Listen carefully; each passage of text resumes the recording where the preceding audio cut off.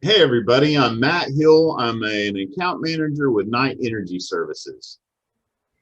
And I'm Jim Farr. I am the product line manager for Knight Energy Services. And today we're going to talk about drilling jars. Jim, hey, thank you so much for doing this. Everybody, Knight Energy Services has amazing jars, and Jim is just one of the best technical advisors that I've been honored to know, and luckily we have him on our team here at Knight. Jim's going to tell you all about jars and a little bit about Knight Energy Services jars as well. Jim, take it over from here. Okay, thank you, Matt. I'm going to share a screen here, and we've got a little presentation that we'll go through. But first, I'll tell you that I've been associated with drilling jars for over 40 years. They are kind of near and dear to my heart. You know, jars have been used since the 1920s, at least. Back in the cable tool drilling days, they used what were called spang jars. And a jar is just an impact tool that's used to provide a blow to a stuck drill string. Our Knight Energy's jar is called the Megaton. And by definition, the word megaton means a unit of explosive power. So why is it called a drilling jar? What is a drilling jar?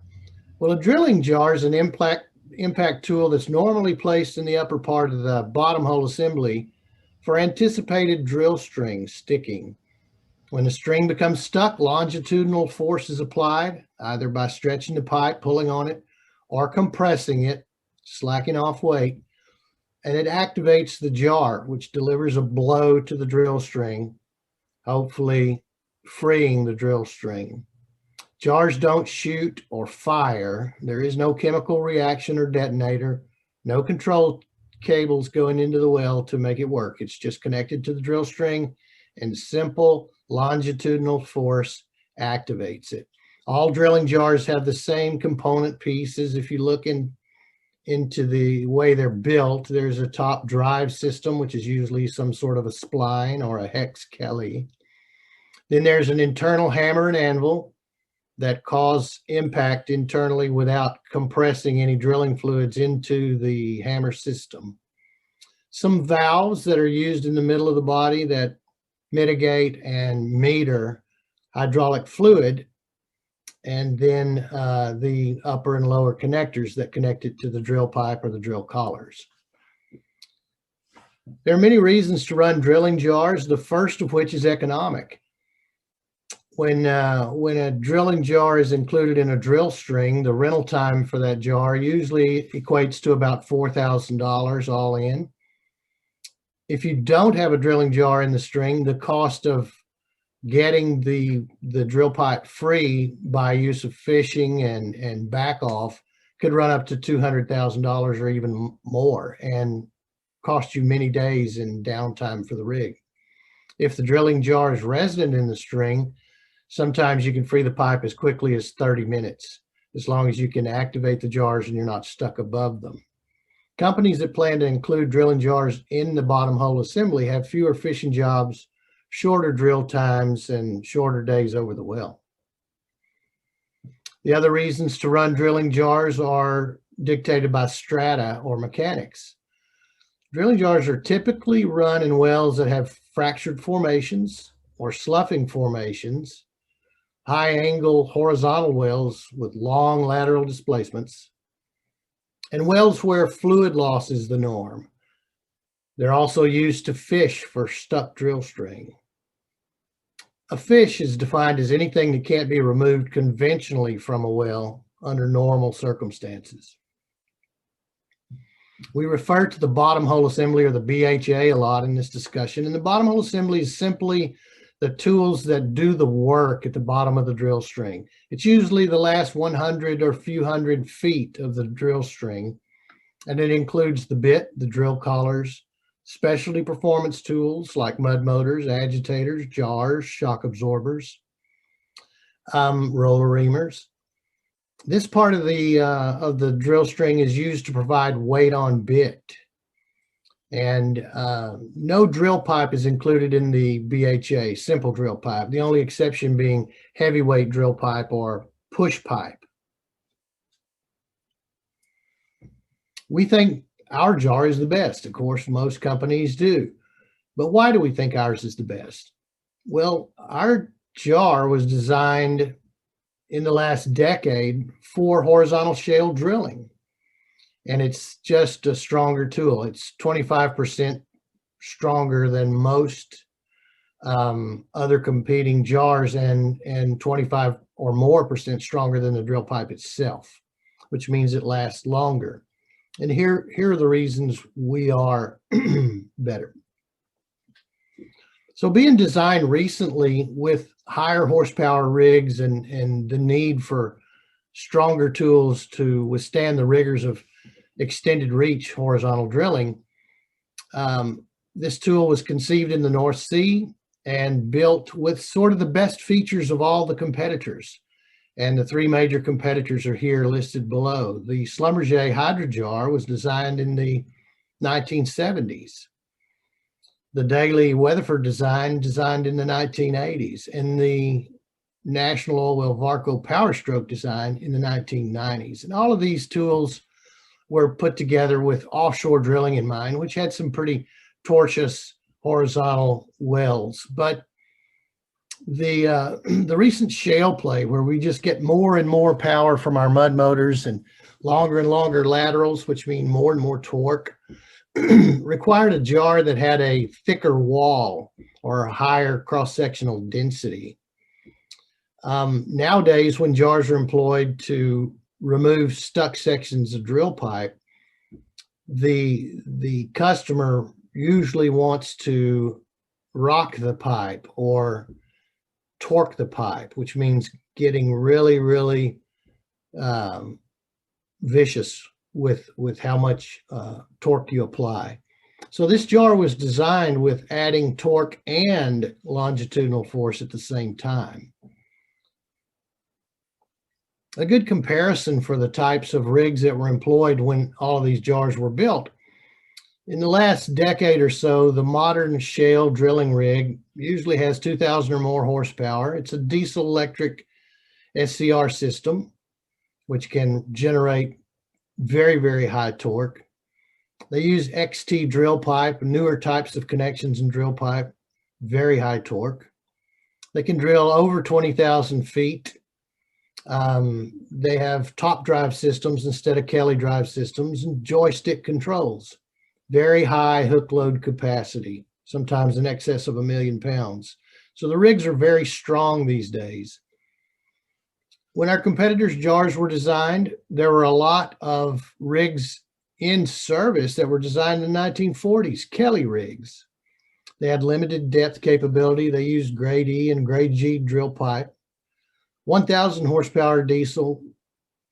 Limited amounts of torque could be generated with these Kelly drive rigs.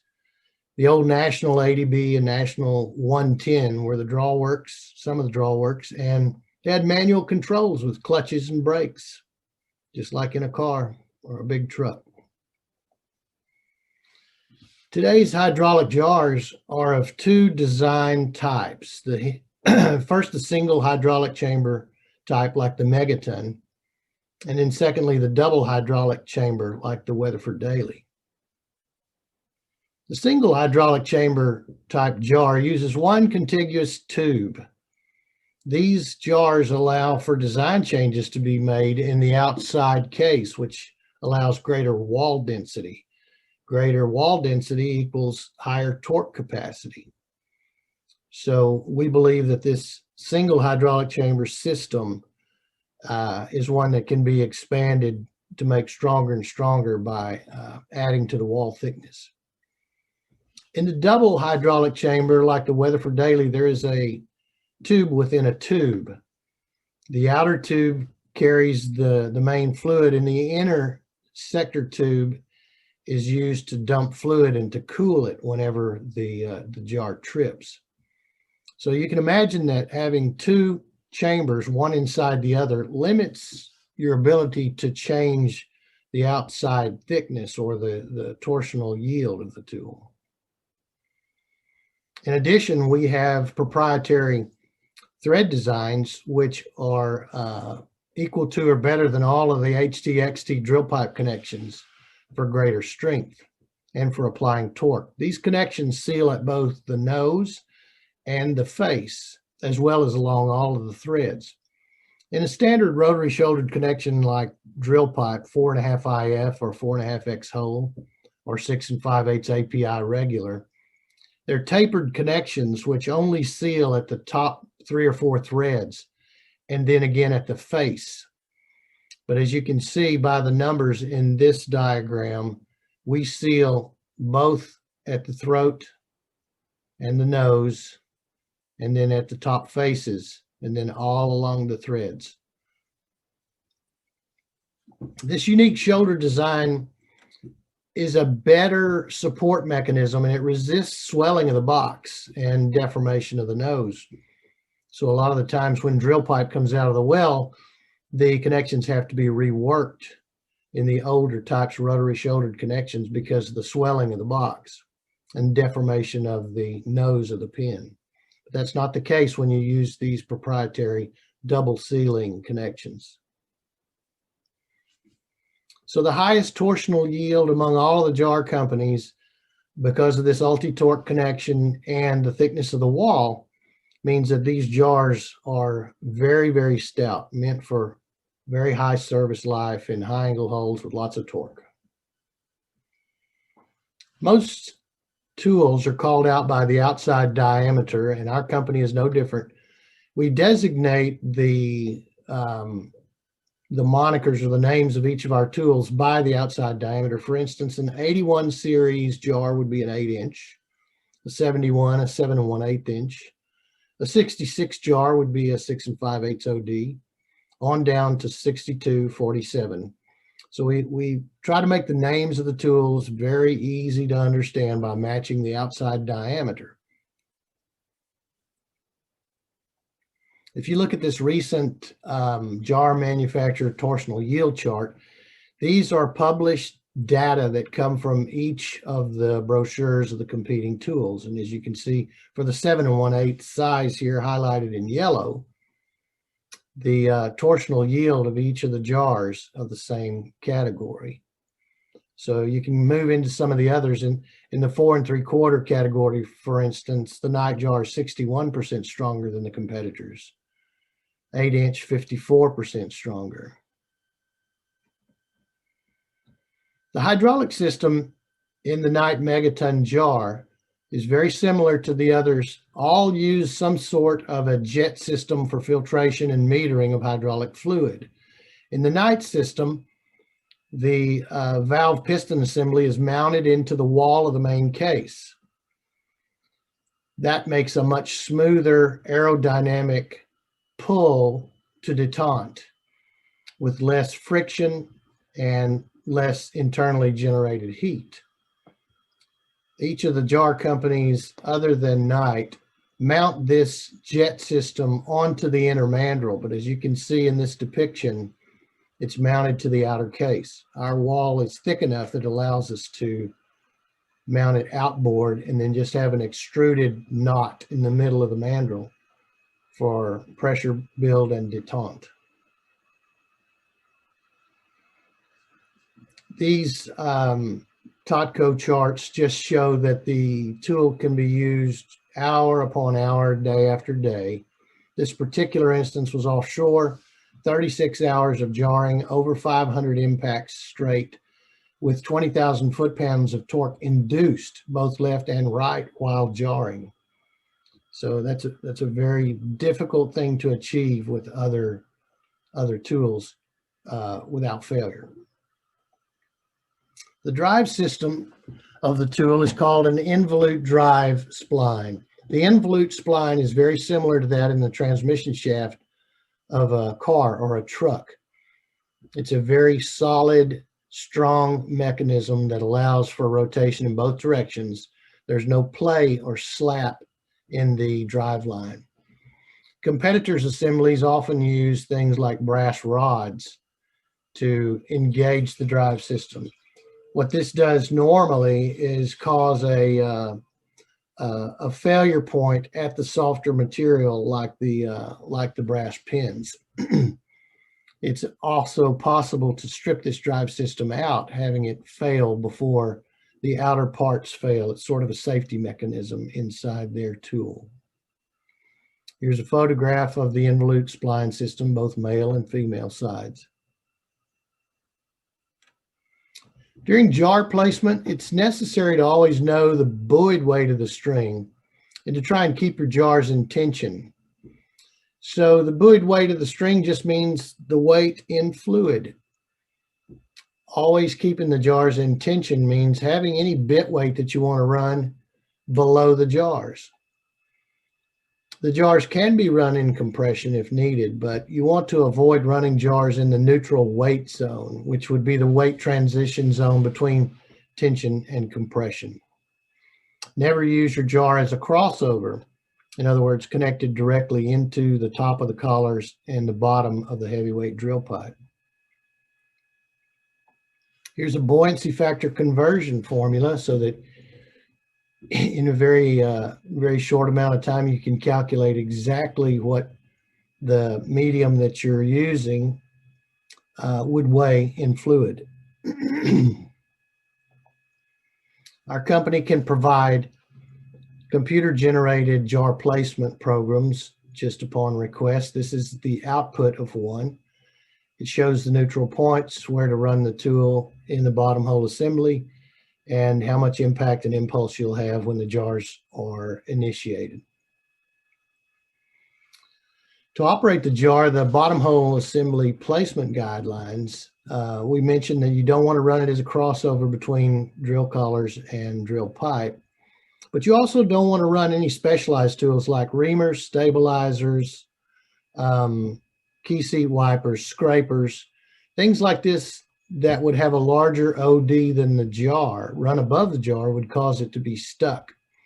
If these things get stuck above the drilling jar, then the jar cannot be activated and it can't help you get free.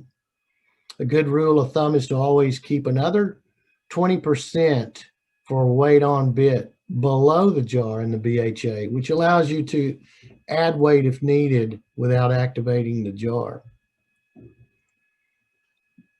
Up and down jar settings are supplied with every tool, and the makeup and breakout handling instructions are supplied with every tool. So it's very quick to calculate exactly how to put your string together, how to put the jar in the string, how to make it up in the string. This jar does come with a collar clamp around the mandrel, so it's necessary to take the collar clamp off before you run the tool in the hole. If the clamp is not removed, the jar is inoperable. It can't be moved. Each time you rack the jar back in the derrick, it's a good idea to just use a water hose and rinse off the outside, make sure that there's not any oil coming from it or any visible cracks. Drilling mud is the medium that's used in most wells today, most fluid wells.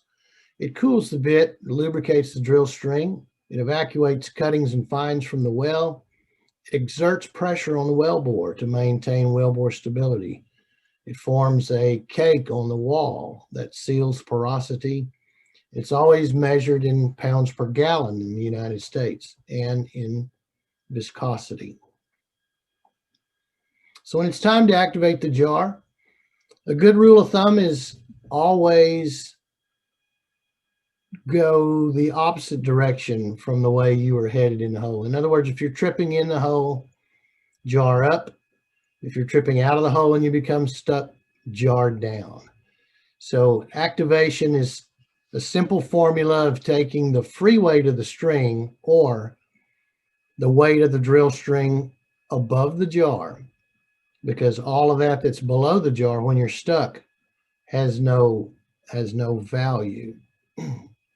So you take the jar setting that came on the side of the jar or written on the side or on your paperwork, and you add that to the free weight, and that becomes your jar up or your jar down point of departure for cocking and resetting and jarring the string.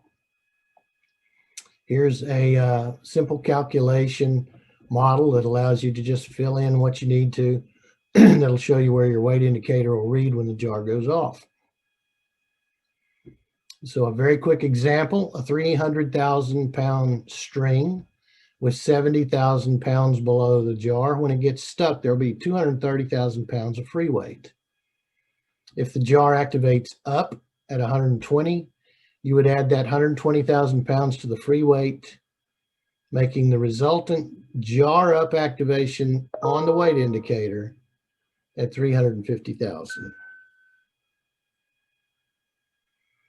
The same in reverse when you're jarring down. The same 300,000 pound string weight minus the 70,000 below the jar. You're back to a 230 free weight reading.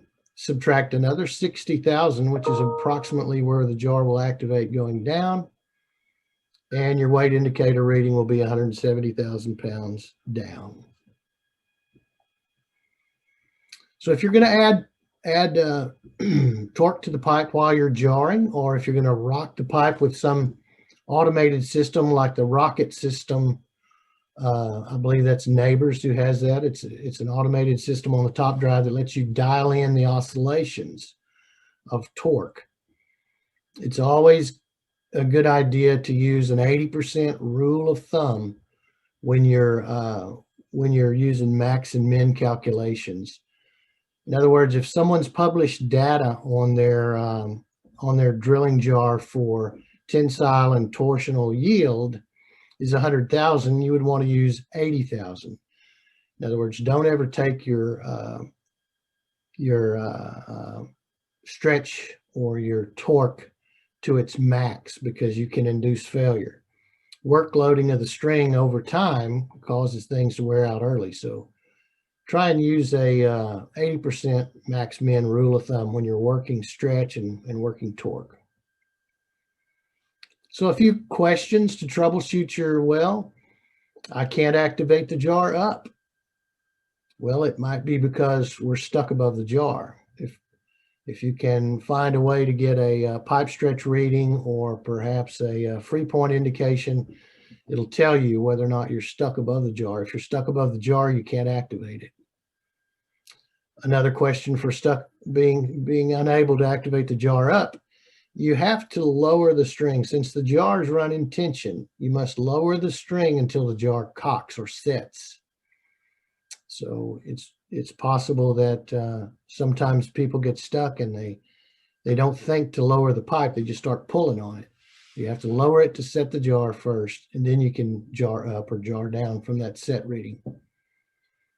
If the pumps are running wide open, it's sometimes impossible to lower the string enough to set the jar off, because the jar has a seal area in the bottom of it that allows it to stroke. Any pump pressure that's maintained will cause that tool to act like a hydraulic jack and to stay open. So you have to cut the pump off or cut it back to idle while you're trying to lower the string to activate the jar.